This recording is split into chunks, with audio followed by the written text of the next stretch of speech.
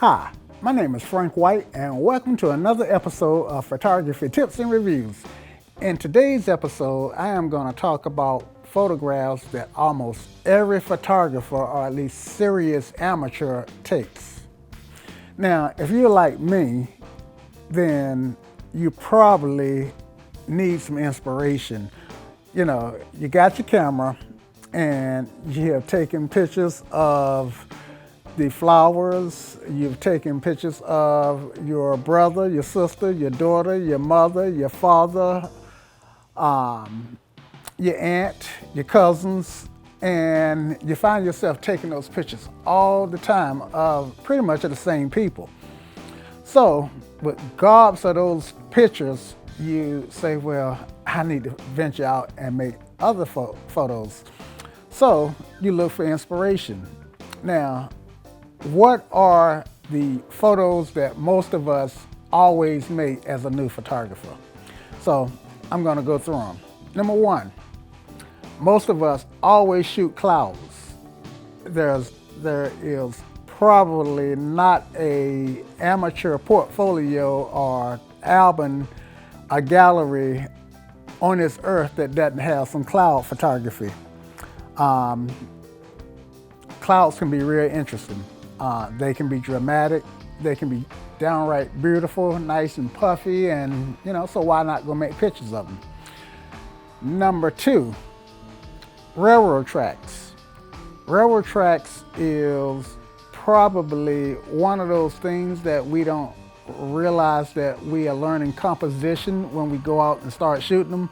The reason I think we shoot railroad tracks is because we automatically get those leading lines, and if we can put somebody on those railroad tracks, then those rails will guide our viewer, our audience, right to the subject. And as human beings, we find being guided right to a subject with a payoff attractive. So railroad tracks is something that we tend to photograph. Now, number three, I mentioned that we probably got gobs of pictures of our relatives. So we find ourselves shooting our pets. How many of you guys have several pictures of your dog or your cat or your dog and cat? One thing about a dog or a cat or pretty much any lovable pet is we think that they're photogenic because we love them to death, and they don't complain. We can stick that camera in their face as many times as we want without having to hear a single complaint. Now, my dog got smart because every time I point my camera at him, he turned his butt to me. And unfortunately, his tail rolled upward, so I don't make that picture anymore. But pet photography is one of the things that most serious amateur photographers have pictures of. Now, for some of us, when we're seriously into photography, some of us will find that we'll get up early in the morning to get a sunrise, or if we're not a morning person, then we would definitely get a sunset. And that's